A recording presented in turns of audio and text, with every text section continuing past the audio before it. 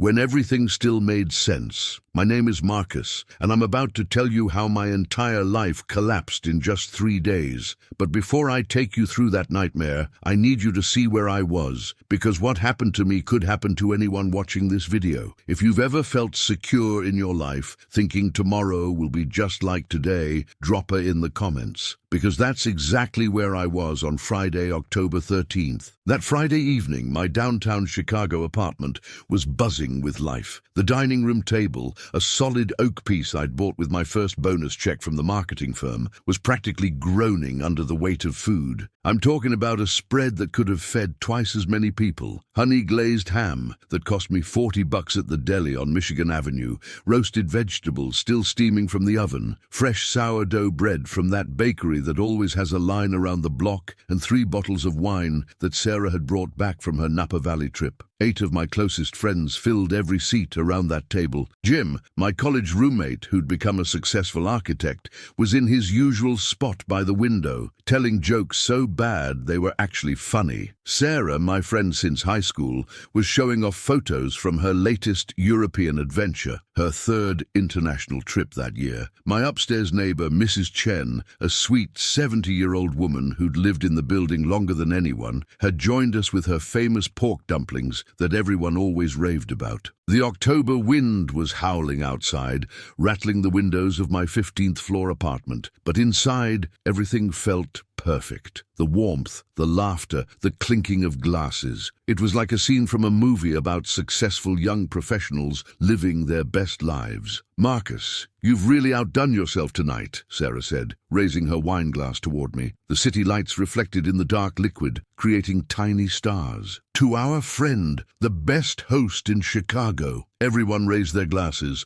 and I felt this overwhelming wave of pride and contentment wash over me. At 32 years old, I had finally made it. 6-figure salary at one of the city's top marketing firms, a 2-bedroom apartment in the heart of downtown with a view of the lake, a bank account with enough cushion that I never worried about money, and friends who genuinely enjoyed being around me. Tell me in the comments, what does success look like to you? Because I thought I had it all figured out, but even in the middle of all that joy, my phone kept buzzing against the dining room table, work calls that I kept declining with an annoyed swipe. The merger talks at the firm had been going on for months, creating stress and uncertainty throughout the office. Rumors flew daily about which departments would be restructured and which positions would be eliminated, but I wasn't worried. Companies merge all the time, right? Good employees keep their jobs. The talented ones always land on their feet. That's what I told myself every time someone brought up the possibility of layoffs. I had the Morrison account, a $2 million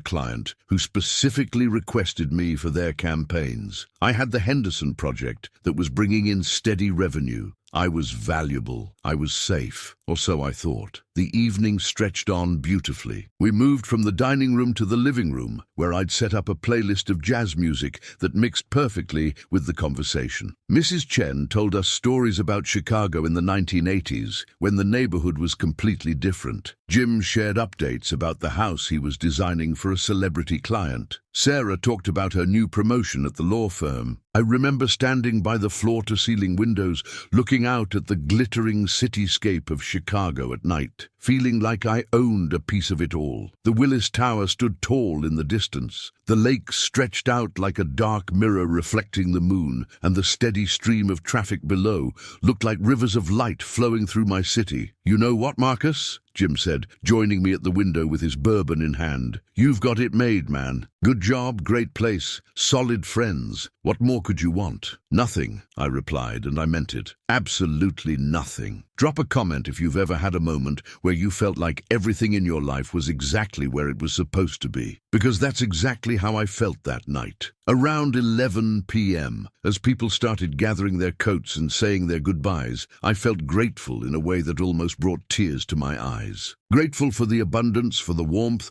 for the simple fact that I could afford to feed 8 people without even checking my bank account first. The refrigerator was still packed with leftovers that would feed me for days. The pantry was stocked with everything I could need. My rent was paid through November, and I had enough in savings to coast for months if anything unexpected happened. After everyone left, I spent the next hour cleaning up, but I didn't mind. Washing dishes while listening to music, storing leftovers in containers, wiping down surfaces, it all felt like part of the abundance. Even the mundane tasks felt blessed when your life was going well. I went to bed that Friday night at 12:47 a.m. I remember checking the clock with a full stomach, a full heart, and absolutely no idea that I was living through my last few hours of normalcy. The cardboard that would become my bed in just 2 days was probably sitting in some dumpster across town at that very moment, never imagining it would soon be the only thing between me and the cold concrete outside this very building. If you're watching this from a warm, safe place right now, take a moment to appreciate it, because I learned the hard way that everything can change faster than you ever imagined possible. Sometimes I wonder if that Friday night dinner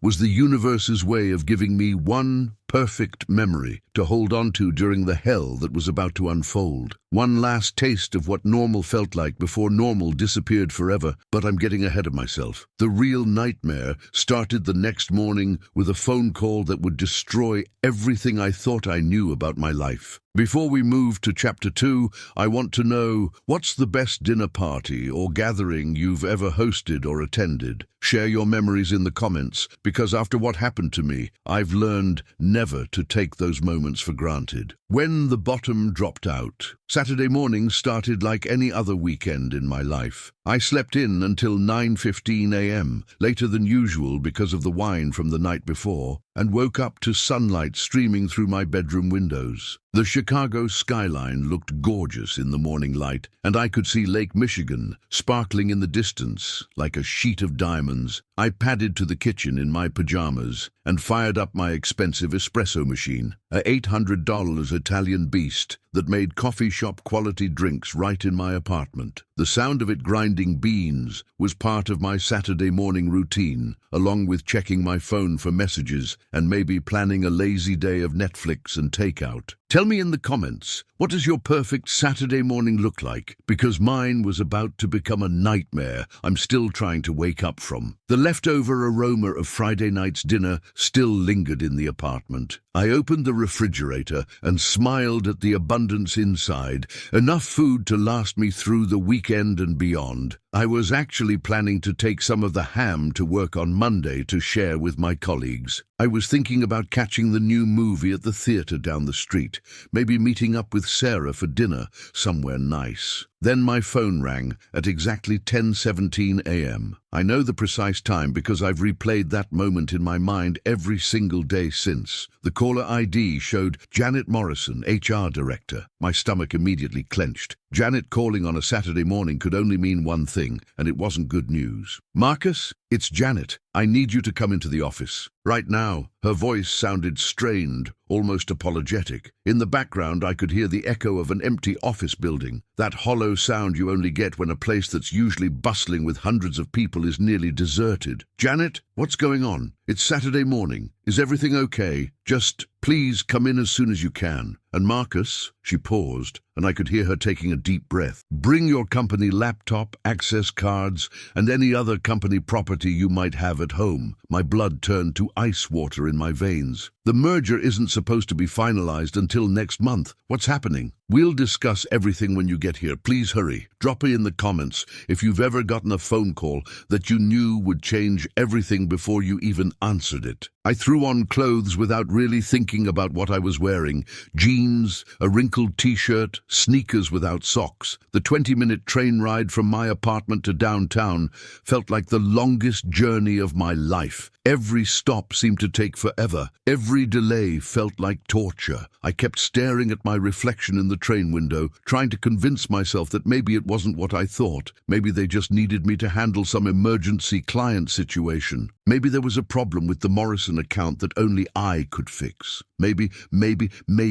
But deep down I knew. The merger talks, the whispered conversations that stopped when I walked into rooms, the nervous energy that had been building in the office for weeks. It was all leading to this moment. The other passengers on the train were going about their normal Saturday routines. A family with young kids heading to the zoo. A couple dressed up for what looked like a date. College students with backpacks, probably going to study at the library. All of them living their regular lives while mine was about to explode. Tell me in the comments, have you ever felt like you were the only person in the world experiencing a crisis while everyone else just continued with their normal day? When I got to the office building, the lobby felt like a ghost town. The security guard who usually joked with me about the Cubs looked uncomfortable when he saw me. He just pointed toward the elevators without his usual friendly greeting. Janet was waiting for me in the 15th floor lobby with 2 security guards I'd never seen before. That's when I knew for absolutely certain that my world was over. You don't bring security guards to deliver good news. Marcus, Janet said, and I could see genuine sadness in her eyes. I'm so sorry. The merger accelerated over the weekend. Your position has been eliminated, effective immediately. We need you to turn over your laptop, access cards, and any other company property. The words hit me like a physical blow. But Janet, I have the Morrison account. They specifically requested me for their fall campaign. I have the Henderson project that's generating steady revenue. These deals are worth millions to the company. The decision came from the executive level. It's final. I'm truly sorry, Marcus. You're a good employee,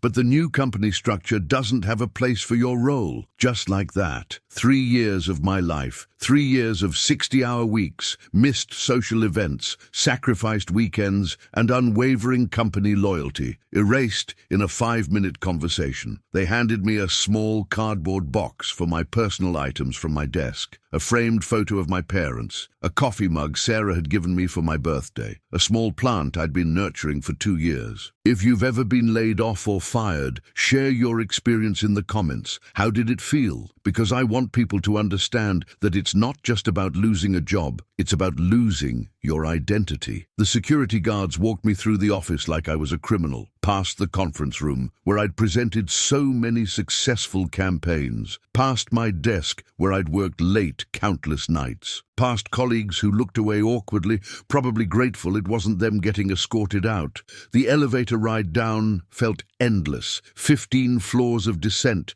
that paralleled the free fall my life was taking. When we reached the lobby, one of the security guards actually put his hand on my shoulder, not aggressively, but like he was making sure I kept moving toward the exit. And then I was standing on the sidewalk outside the building where I'd worked for 3 years, holding a cardboard box of personal items, watching through the glass doors as my former life continued without me. That's when I decided to check my phone. And that's when the second disaster hit. My banking app showed dozens of notifications, charges I hadn't made, purchases I hadn't authorized. Someone had accessed my accounts and gone on a massive shopping spree that emptied my savings and maxed out my credit cards. Luxury items, electronics, expensive jewelry, thousands and thousands of dollars spent in cities I'd never even visited. Comment below if you've ever been a victim of identity theft or fraud, because what happened next made losing my job look like a minor inconvenience. I immediately called my bank's fraud line, but the automated system kept putting me on hold. When I finally reached a human being 30 minutes later, standing on a street corner in downtown Chicago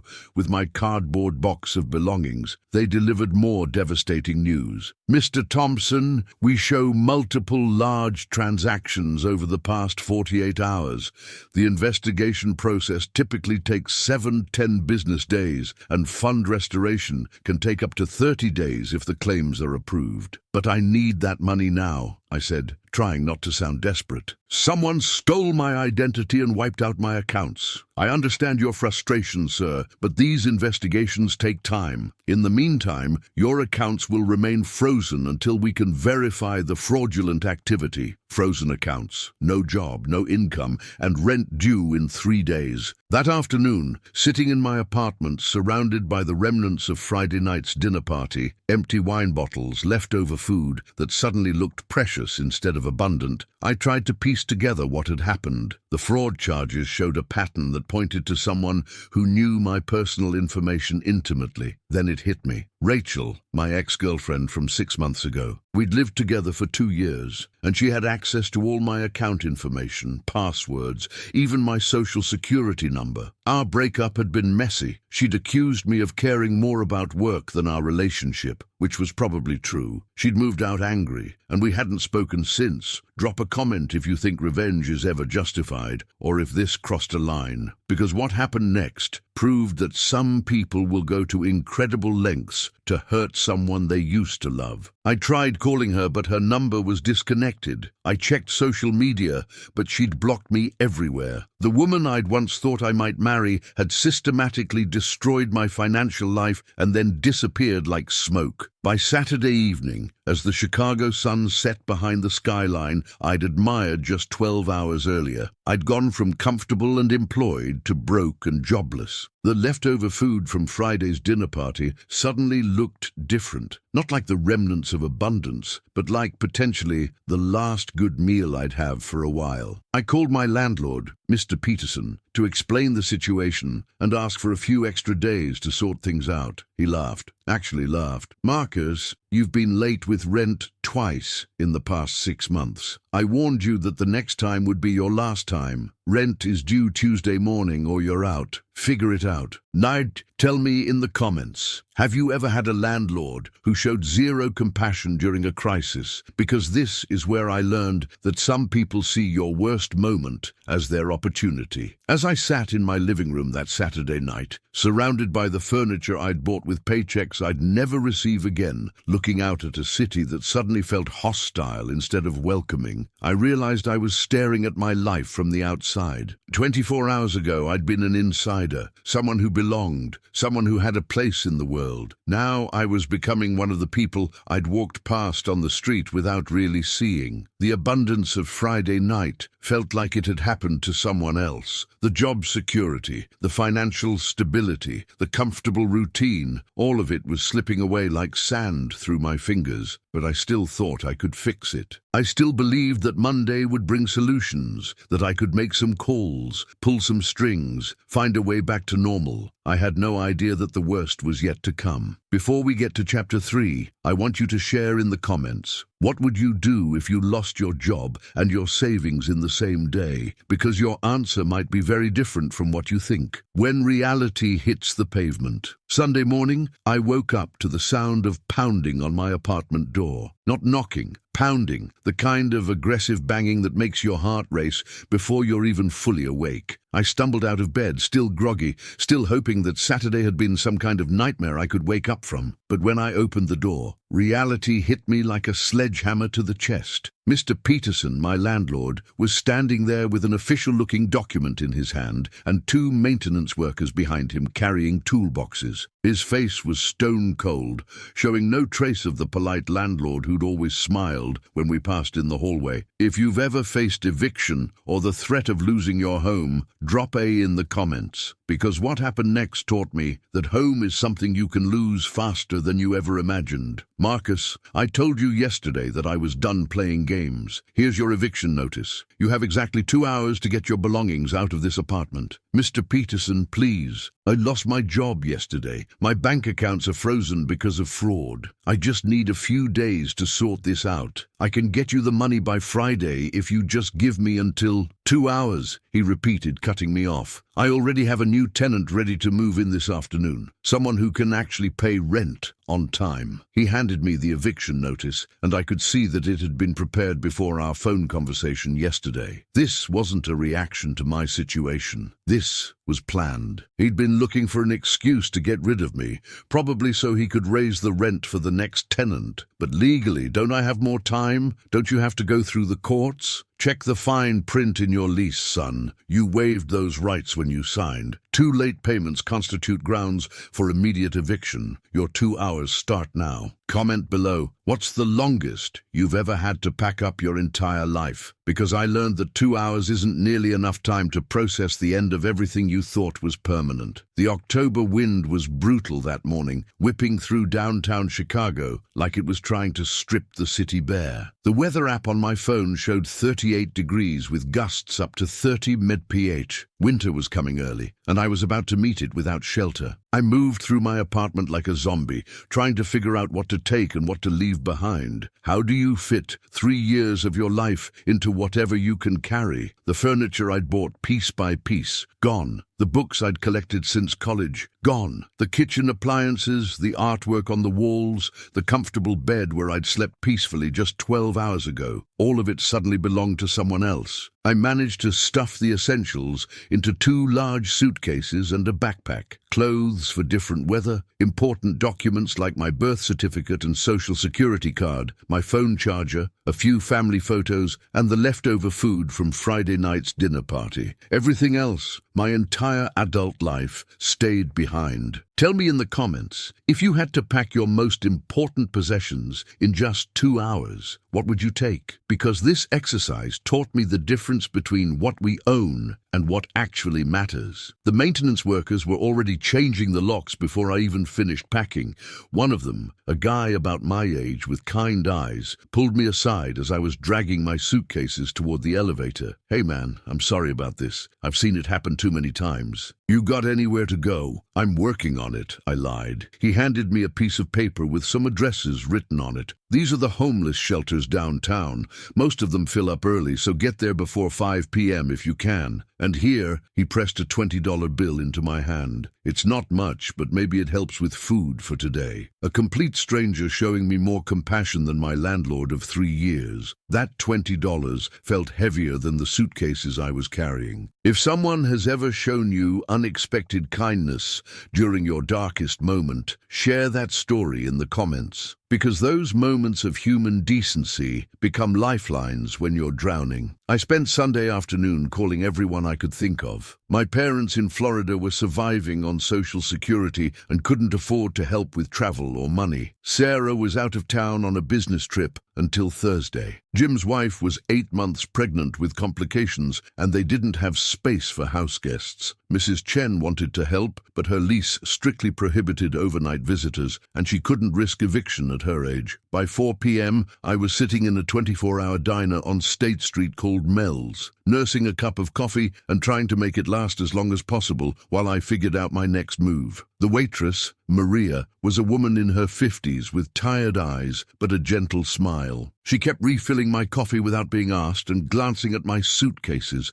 with a look I was starting to recognize, a mixture of pity, discomfort, and understanding. Drop a comment if you've ever been in a situation where you had nowhere to go and no one to call, because that feeling of complete isolation is something I wouldn't wish on anyone. The diner was warm, and for a few hours I could pretend I was just a normal customer grabbing a meal. But as evening approached, the reality of my situation became impossible to ignore. I had enough cash for maybe 2 more cups of coffee and a sandwich. The homeless shelters on the list were either full or had waiting lists weeks long. The cheapest motel I could find online wanted $65 a night. Money I simply didn't have. Around 10 p.m., Maria came over and sat across from me in the booth. Honey, I've been watching you all day. You can't stay here all night, and I can tell you don't have anywhere to go. I started to protest, but she held up her hand. I've been where you are. 15 years ago, when my husband left and took our savings, I spent 3 weeks sleeping in my car before I found this job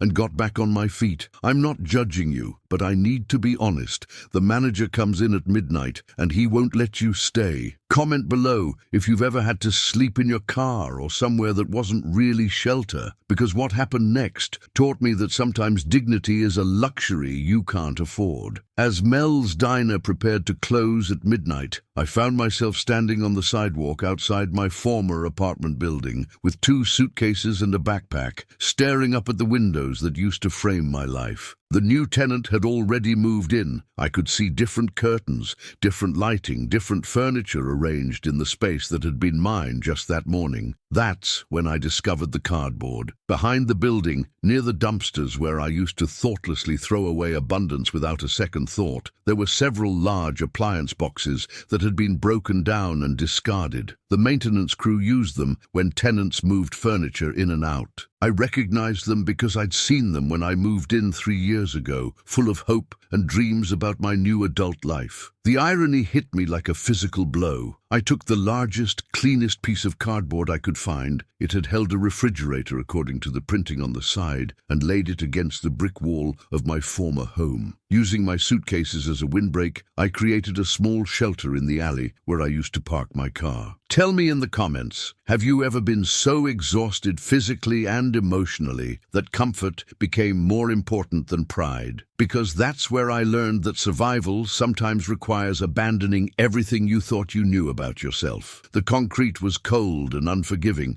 even through the cardboard. The Chicago night was getting colder by the hour, dropping into the mid-30s, and I could see my breath forming small clouds in the October air. The city's sounds that had once been a comforting backdrop to my elevated life, sirens, traffic, the distant hum of nightlife, now sounded different from ground level, harsher, more threatening. As I lay there, wrapped in the only winter coat I owned and using my backpack as a pillow, I tried to process how 3 days had completely destroyed everything I thought was permanent in my life. Friday night, I had been hosting 8 people around my dining room table, surrounded by abundance and laughter. Sunday night, I was lying on cardboard, grateful for the small protection it provided from the concrete beneath the building where I used to live. Around 2 a.m., I heard footsteps and voices. Other people like me, people I'd walked past for years without really seeing, were settling in for the night in doorways and under bridges. A woman with a shopping cart full of belongings found shelter under the fire escape. An older man,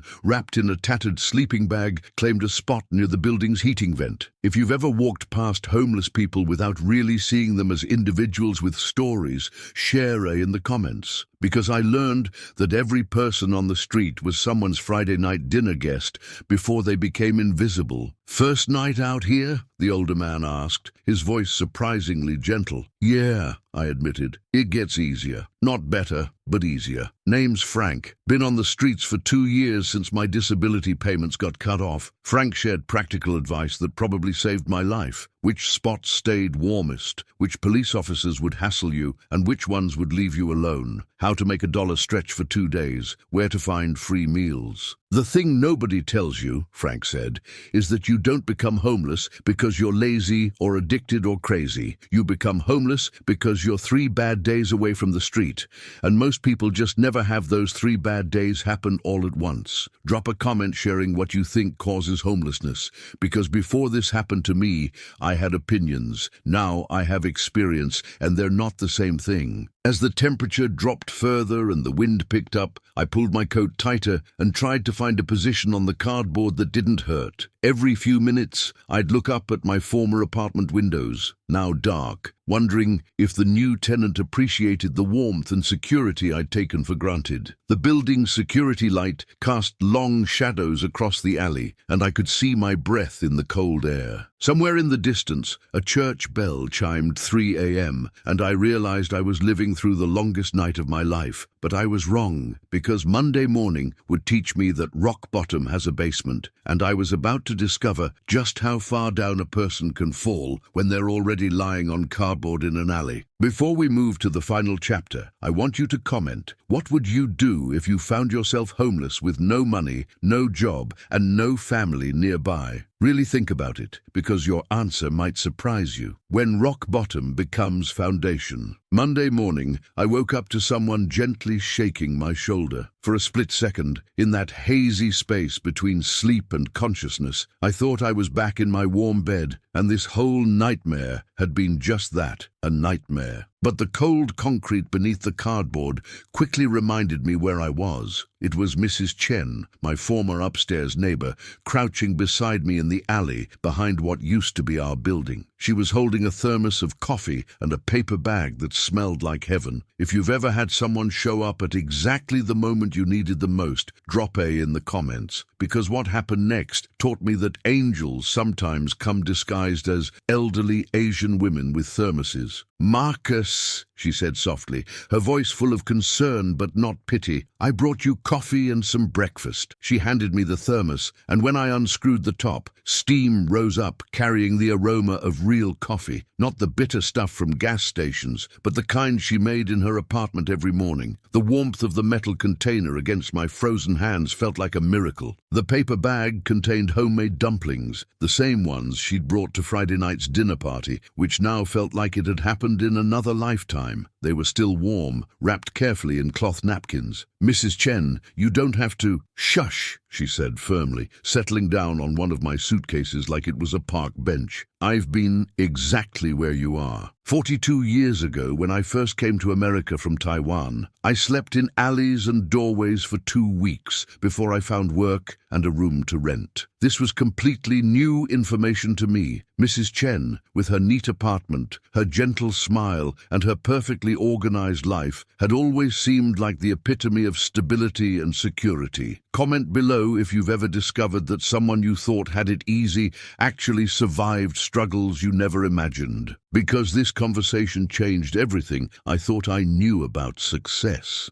The difference," she continued, watching me eat the dumplings like they were the first food I'd tasted in weeks, "is that you have something I didn't have then. You have people who care about you and want to help. You just need to stop being too proud to ask for help the right way." "I don't understand. I called everyone I could think of." Mrs. Chen smiled, and I could see wisdom in her eyes that came from decades of surviving things I was just beginning to understand. "You called asking for money and places to stay, things people can't always give, even when they want to. But you never asked for what people can give: connections, advice, introductions, opportunities to work for what you need instead of just receiving charity." She pulled a folded piece of paper from her pocket. "I made some calls yesterday after I saw you being evicted. There's a man named Miguel who runs a small construction crew. He needs someone with business experience to help with estimates, client relations, and managing paperwork. It's not marketing, but it's honest work, and he pays daily in cash. Tell me in the comments, have you ever had to take a job that was completely different from your career just to survive? Because pride, I learned, is expensive when you're sleeping on cardboard." That first morning,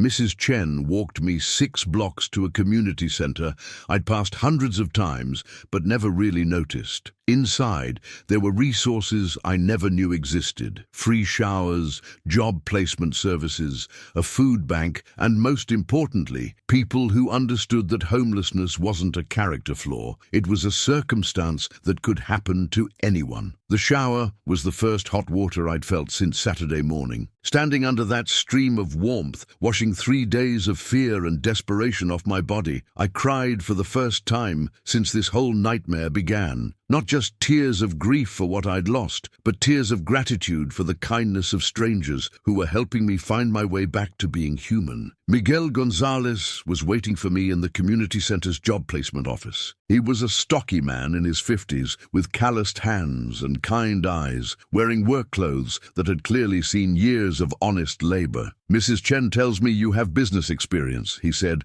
getting straight to the point. "I've been running this construction crew for 15 years, but I'm terrible with estimates, contracts, and dealing with difficult clients. My jobs are good, but I'm losing money because I don't know how to price things properly or handle the business side. Drop a comment if you've ever found opportunity in an unexpected place, because this conversation taught me that sometimes losing everything is the only way to discover what you're actually capable of." "I don't know anything about construction," I admitted. "I don't know anything about business," Miguel replied with a smile. "Maybe we can teach each other." That first day, I made $60 helping Miguel's crew estimate a kitchen renovation in Lincoln Park. It wasn't much, but it was honest money earned with my own efforts, and it felt more valuable than any paycheck I'd received in my corporate job. The work was completely different from anything I'd done before. Instead of sitting in air-conditioned conference rooms presenting PowerPoint slides, I was crawling under sinks, measuring spaces, and calculating materials costs. Instead of dealing with abstract marketing concepts, I was solving real, tangible problems for families who needed their homes improved. Tell me in the comments, what's the most physically demanding job you've ever done? Because I discovered that there's a satisfaction in physical work that I never found behind a desk. By the end of that first week, word had spread about the business guy who was helping construction crews with their paperwork and client relations. Maria, the waitress from Mel's Diner, found me at the community center. "I remember you from Sunday night," she said. "You seemed like someone who understood numbers and people. We need help with our books in the evenings, and maybe someone who can help us figure out how to expand to a second location. It's not much, but it's a few hours of work and a meal every night." Within 10 days, I was earning enough between Miguel's crew and the diner to rent a small room above the bodega on the corner. It wasn't my old apartment. It was tiny, barely furnished, with a single window that looked out at the alley where I'd spent that first night on cardboard. But it had a bed, a small table, and most importantly, it was mine. Comment below, what's the smallest space you've ever lived in that still felt like home? Because I learned that home isn't about square footage, it's about safety and dignity. The most surprising discovery wasn't how quickly I could adapt to manual labor or how much I could accomplish on very little money. It was the community that appeared once I stopped trying to handle everything alone. Mrs. Chen checked on me every few days, bringing soup when I looked tired and wisdom when I felt discouraged. Miguel taught me practical skills I'd never learned in college or corporate training programs. Maria and the other diner staff included me in their work family, sharing meals and stories and treating me like I belonged. Frank, the man I'd met in the alley that first night, became an unexpected source of street wisdom and survival skills. He taught me which churches served meals on which days, how to find free Wi-Fi to look for better job opportunities, and most importantly, how to maintain dignity when the world treats you as invisible. If you've ever learned something valuable from someone society considers unsuccessful, share that story in the comments, because Frank taught me more about resilience in 2 weeks than I'd learned in 32 years of success. 3 weeks after sleeping on that cardboard, something unexpected happened. My phone rang with a Chicago number I didn't recognize. When I answered, it was Janet from my old company. "Marcus, this is Janet from HR. I have an unusual situation. The Morrison client, you remember, your biggest account, they've been calling non-stop since you were laid off. They're threatening to take their business elsewhere unless we bring you back as a consultant for their winter campaign." I was standing in Miguel's construction trailer, covered in drywall dust, holding a phone that connected me to my former life. The contrast was surreal. "They specifically requested you, Marcus. They said their sales dropped 30% in the 3 weeks since you left. They want to hire you directly as an independent consultant. Are you interested? Drop a comment. Have you ever had a former employer come crawling back after they let you go? Because this phone call taught me that sometimes your value becomes clearest after someone loses it. I negotiated my consulting rate at triple what my old hourly wage had been. Not because I was greedy, but because I'd learned what my skills were actually worth in the real market, not just within one company's salary structure. That consulting contract became the bridge back to financial stability, but it wasn't the foundation of my recovery. The foundation was the community I'd discovered at rock bottom,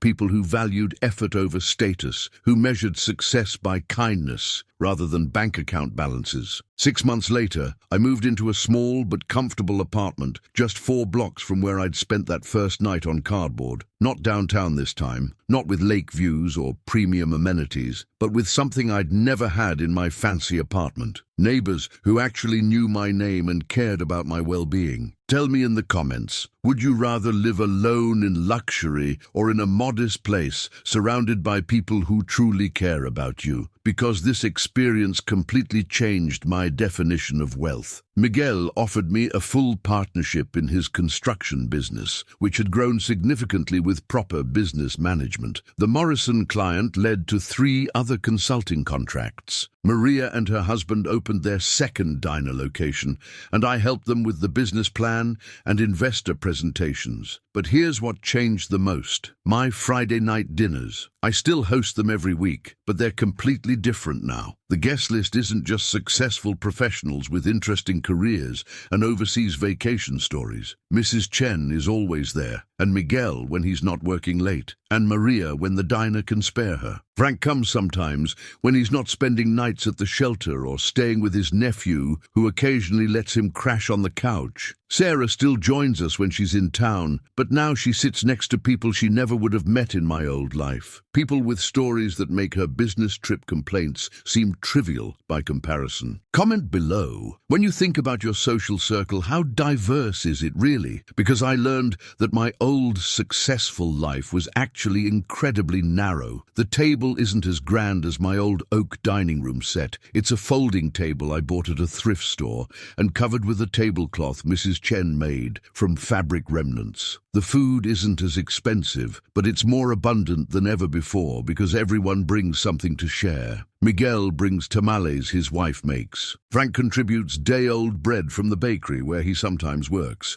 Mrs. Chen always arrives with her famous dumplings. The conversations are different too. Instead of talking about career achievements and vacation plans, we talk about real things, struggles we've overcome, people who helped us along the way, dreams we're still working toward. Instead of competing to impress each other, we're genuinely interested in supporting each other. Share in the comments. What makes a gathering feel truly meaningful to you? Because I discovered that abundance isn't about what you can afford to serve. It's about who you choose to share it with. Every Sunday night, I still walk past that alley behind my old building. The cardboard is usually gone. The city cleans it up regularly. But sometimes there are new pieces, sheltering new people who are having their own worst nights. When I see someone there, I stop. Not to offer money or pity, but to offer what Mrs. Chen offered me: coffee, food, conversation, and most importantly, information about resources that can help. I keep Miguel's business card in my wallet because he's always looking for workers. I have Maria's number memorized because the diner frequently needs temporary help. Tell me in the comments, when you see homeless people, what goes through your mind? Because I learned that most of us are closer to that cardboard than we want to admit. Last month, I helped a woman named Jennifer, who was sleeping behind the grocery store after losing her apartment following a medical bankruptcy. She'd been a teacher for 15 years before cancer treatments wiped out her savings. Today, she's working with Miguel's crew and saving money for her own place. 2 weeks ago, I met Robert, a veteran who'd been on the streets for 6 months after his PTSD made it impossible to keep a regular job. He's now working night shifts at the diner, where Maria's patient understanding helps him manage his anxiety. The cardboard behind my old building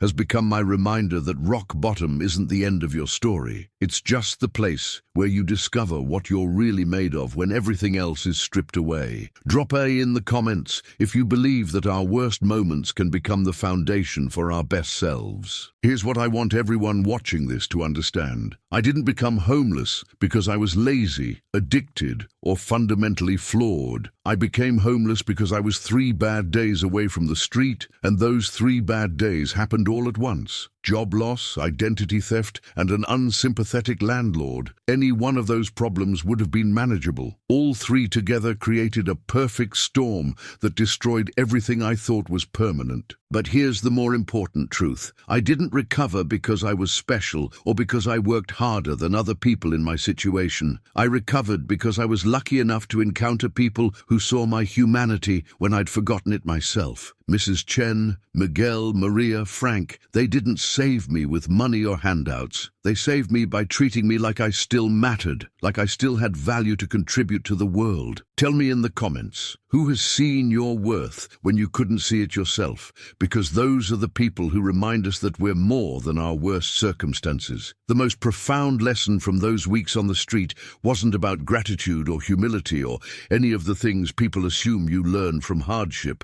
It was about community. In my old life, surrounded by success and abundance, I was still essentially alone with my achievements. On the cardboard, surrounded by people society considers failures, I discovered what it means to belong to something larger than yourself. Today, 18 months later, my life looks successful again by conventional standards. I have my own consulting business, a comfortable apartment, money in the bank, and security I once took for granted. But success feels completely different now because it's built on a foundation of authentic relationships rather than professional achievements. My Friday night dinners are still the highlight of my week, but for entirely different reasons than before. Instead of showcasing my ability to provide abundance, they celebrate the abundance that comes from sharing whatever you have with people who matter to you. Comment below, what does success mean to you now versus what it meant 5 years ago? Because I learned that our definitions of winning change when we discover what really matters. And every time someone asks me how I survived homelessness,